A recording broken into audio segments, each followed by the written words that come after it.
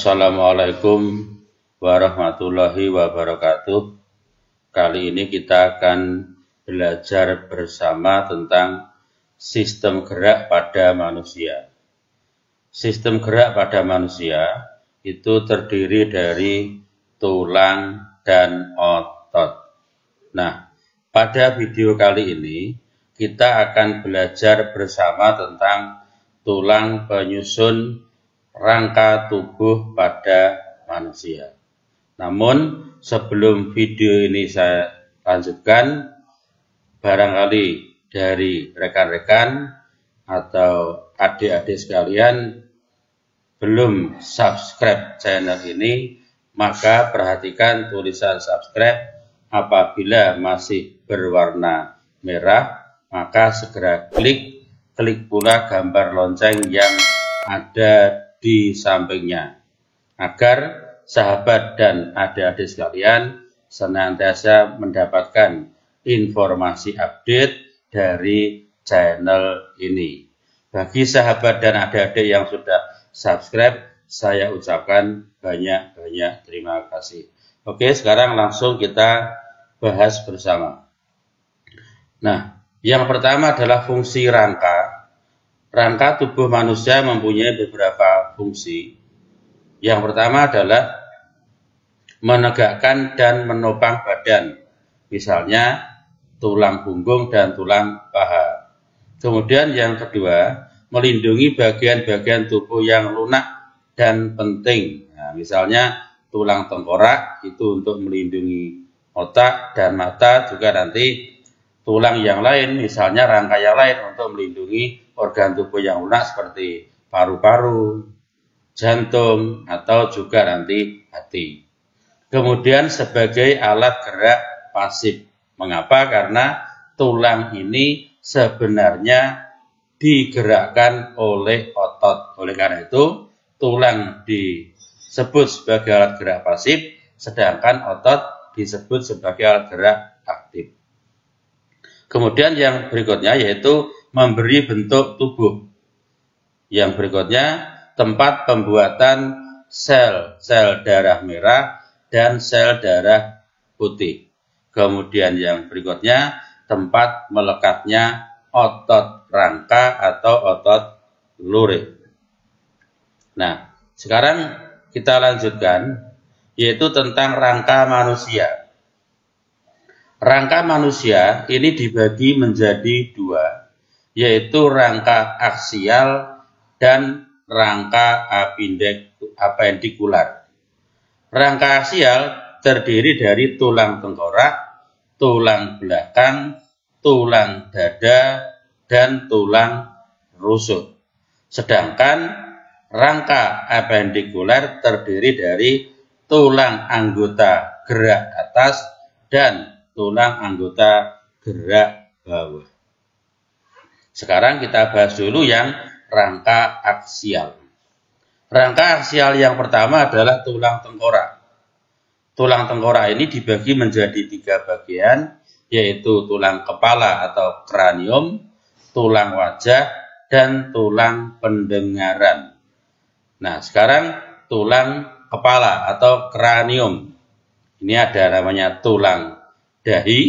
Nah, kemudian juga ada tulang ubun-ubun. Nah, ini kemudian ada tulang kepala bagian belakang, tulang baji, tulang tapis, dan tulang pelipis. Nah, silahkan adik-adik sekalian diamati dengan teliti pada gambar yang ada di samping. Kemudian yang berikutnya yaitu tulang wajah. Tulang wajah ini terdiri dari, nah, di sini ada tulang rahang atas, kemudian tulang rahang bawah, kemudian tulang pipi, nah ini, kemudian tulang langit-langit, tulang hidung, tulang air mata, tulang mata bajak, dan tulang konka nasal interior. Nah, silahkan untuk lebih jelasnya diamati pada gambar yang ada di samping. Kemudian tulang pendengaran. Ada tulang martil atau disebut dengan tulang malleus, ada tulang landasan atau incus, dan yang ketiga adalah tulang sanggurdi atau stapes. Nah, sekarang yang berikutnya adalah tulang belakang. Tulang belakang ini mempunyai fungsi untuk menyangga tubuh dan terdiri dari 33 ruas tulang. Silakan diperhatikan pada gambar. Yang pertama adalah 7 ruas tulang leher atau serviks. Kemudian 12 ruas tulang punggung atau toraks. Kemudian 5 ruas tulang pinggang atau lumbar. 5 ruas tulang belakang atau sacrum. Dan 4 ruas tulang ekor atau coccygia. Nah, ini kalau dijumlah total nanti ada 33 ruas tulang. Nah, kemudian yang berikutnya adalah tulang dada. Nah, diperhatikan pada gambar yang di atas. Tulang dada ini ada yang disebut dengan manubrium sterni atau hulu. Nah, ini yang di tengah ini, yang di sini ini.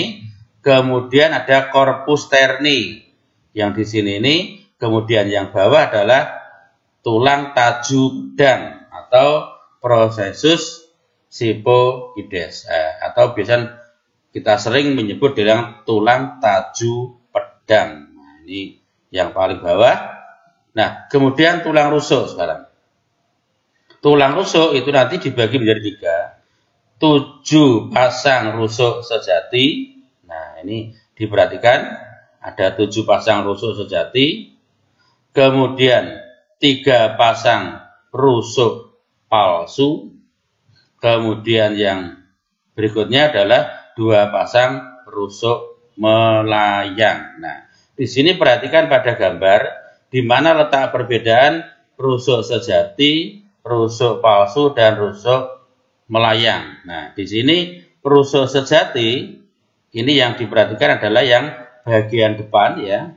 Ini ada 7 pasang ini melekat langsung pada tulang dada. Maka disebut dengan rusuk sejati karena yang bagian depan ini melekat langsung pada tulang dada.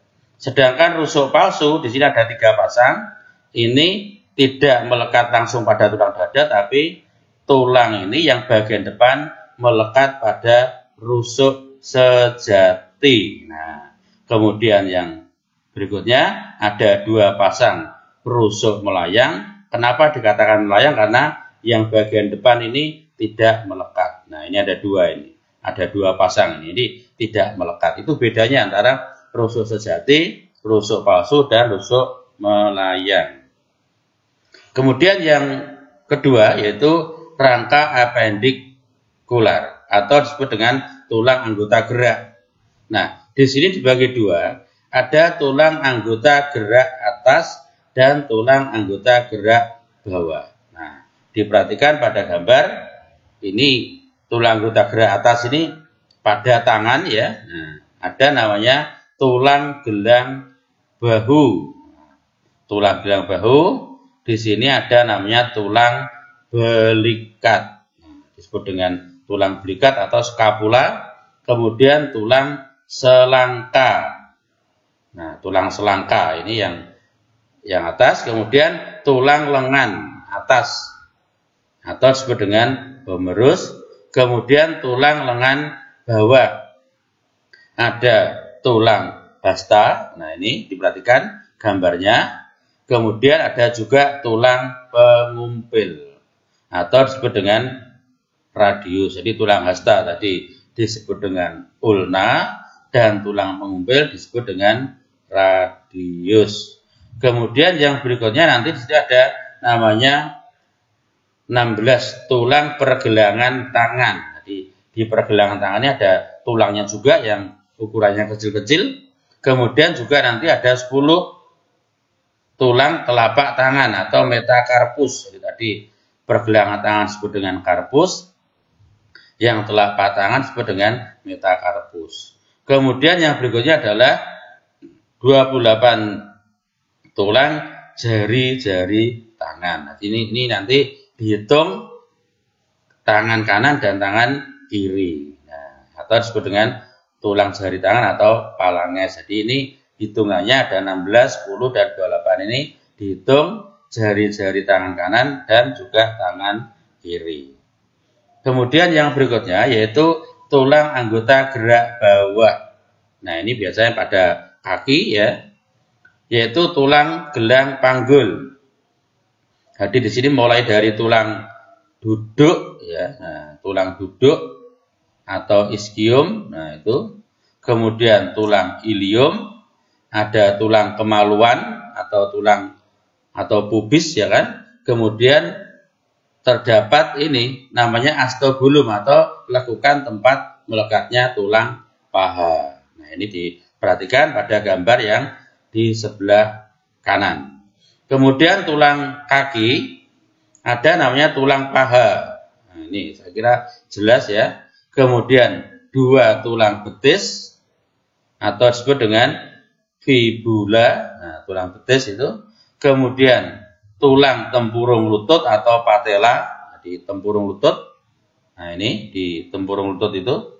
Kemudian yang berikutnya adalah tulang kering. Nah, jadi nanti di situ ada dua, ada tulang betis dan ada tulang kering. Kemudian 14 ruas tulang pergelangan kaki. 10 ruas telapak kaki ya, atau metatarsus ya. Kemudian 28 ruas jari-jari kaki atau sama dengan tangan, yaitu ini adalah untuk kaki bagian kanan dan juga bagian kiri. Kemudian yang berikutnya saya teruskan tentang proses pembentukan tulang atau disebut dengan osifikasi. Rangka pada manusia itu terbentuk secara lengkap ketika sudah berusia 2 bulan atau awal bulan ketiga. Nah, tulang berasal dari kartilago atau tulang rawan yang berasal dari jaringan embrional atau mesenkim. Jadi, tulang itu pada awalnya ketika nanti masih embrio, jadi dari jaringan embrio itu semuanya tulang rawan, tidak ada yang tulang keras. Kemudian nanti mengalami osifikasi, yaitu pembentukan tulang dari tulang rawan menjadi tulang keras. Nah, bagaimana prosesnya? Prosesnya adalah rongga di tengah tulang terisi oleh sel-sel pembentuk tulang atau disebut osteoblast. Kemudian yang kedua, sel-sel tulang terbentuk secara konsentris. Nah, ini perhatikan pada gambar. Pembentukan dari dalam keluar sel. Jadi proses pembentukannya dari dalam ke arah luar. Kemudian yang ketiga, saluran Haves atau kanal Haves terbentuk akibat adanya osteosit yang melingkari pembuluh darah dan sel saraf sehingga membentuk saluran Haves atau kanal Haves. Kemudian yang keempat, terjadilah proses pengerasan tulang atau disebut dengan osifikasi. Jadi tulang keras itu awalnya berasal dari tulang rawan. Setelah dewasa ya, itu nanti akan berubah menjadi tulang keras. Kecuali pada tempat-tempat tertentu yang masih berupa tulang rawan. Contohnya pada daun telinga, pada tulang kemaluan ya, atau pada hidung. Nah, ini tulangnya masih rawan. Tapi yang lain, nah ini ya, jadi sebagian besar tulang keras. Jadi tulang rawan itu tadi, misalnya pada persendian itu juga tulangnya rawan itu sampai dewasa. Nah, oke, sekarang saya teruskan. Sekarang macam-macam tulang berdasarkan zat penyusunnya. Dibagi menjadi dua, yaitu tulang rawan dan tulang keras. Nah, tulang keras itu biasanya disebut dengan tulang gitu aja. Jadi tulang keras atau tulang gitu. Ya, jadi kalau ada orang menyebut tulang saja, berarti itu artinya tulang keras. Tulang rawan disusun oleh sel tulang yang disebut dengan kondrosit. Kondrosit dibentuk oleh kondroblast, kemudian tulang rawan dibedakan menjadi 3, yaitu tulang rawan hialin, tulang rawan fibrosa, dan tulang rawan elastik. Nah, kemudian tulang keras. Nah, tulang keras ini tersusun oleh sel-sel tulang yang sangat kompak yang disebut dengan osteosit. Osteosit dibentuk oleh osteoblast. Tulang keras dibedakan menjadi 2, yaitu tulang kompak atau tulang padat dan tulang spon atau tulang berongga. Nah, ini contohnya macam-macam tulang rawan, yaitu tulang rawan hialin ini biasanya bening ya, terdapat pada saluran pernapasan, rangka pada janin, ujung tulang rusuk. Kemudian yang kedua, tulang rawan fibrosa. Ini buram keputihan dan agak keras ya. Misalnya hubungan antar tulang belakang. Jadi terdapat pada hubungan antar tulang belakang. Itu masuk kategori tulang rawan fibrosa. Kemudian tulang rawan elastis. Nah, ini buram kekuningan, misalnya contoh pada telinga bagian luar dan juga pada epiglotis. Ini adalah beberapa contoh ya. Kemudian tulang keras atau tulang. Nah, tadi sudah saya jelaskan dibagi menjadi 2, yaitu tulang kompak. Ini matriksnya rapat, antar saluran Hebes dihubungkan oleh namanya saluran Volkmann. Nah, kemudian tulang spon terdiri dari trabekula. Rongga di trabekula ini diisi oleh sumsum merah. Nah, perhatikan pada gambar di samping. Kemudian macam-macam tulang berdasarkan bentuknya. Yang pertama adalah tulang pipa. Tulang pipa ini merupakan tulang yang berbentuk seperti pipa atau silindris dengan kedua ujung membulat. Misalnya pada tulang lengan atas, tulang paha, dan ruas tulang jari. Sedangkan tulang pipi ini berbentuk pipi yang terdiri atas lempengan-lempengan tulang kompak dan tulang spon. Misalnya terdapat pada tulang rusuk, tulang dada, dan tulang belikat. Kemudian yang berikutnya tulang pendek, memiliki bentuk atau pendek ya, jadi bentuknya kompleks atau pendek dan tidak beraturan. Contohnya, jadi contoh tulang pendek misalnya pada tulang pada pergelangan kaki, tulang pada pergelangan tangan, pada telapak kaki, telapak tangan, dan juga pada ruas-ruas tulang belakang. Nah, sekarang kita bahas tentang persendian atau artikulasi. Nah, persendian pada manusia itu dibagi 3. Yang pertama adalah sinartrosis atau disebut dengan sendi mati. Persendian ini tidak memungkinkan terjadinya gerakan. Nah, ini nanti dibedakan menjadi 2, yaitu sinartrosis, jadi ada sinfibrosis dan sinkondrosis. Jadi ini disebut juga dengan sendi mati. Nah, misalnya pada tulang tengkorak misalnya.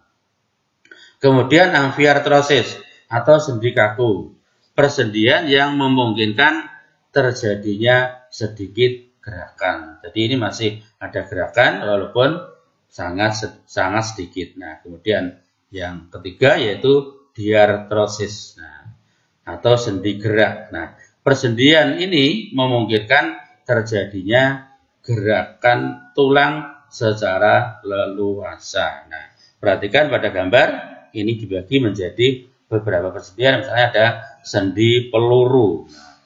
Sendi peluru ini misalnya pada tulang paha, atau antara lengan atas dengan tulang belikat, misalnya itu juga sendi peluru. Kemudian sendi pelana, nah itu diperhatikan. Kemudian sendi engsel, nah ini sendi engsel, misalnya pada pergelangan tangan, juga pada lutut ya.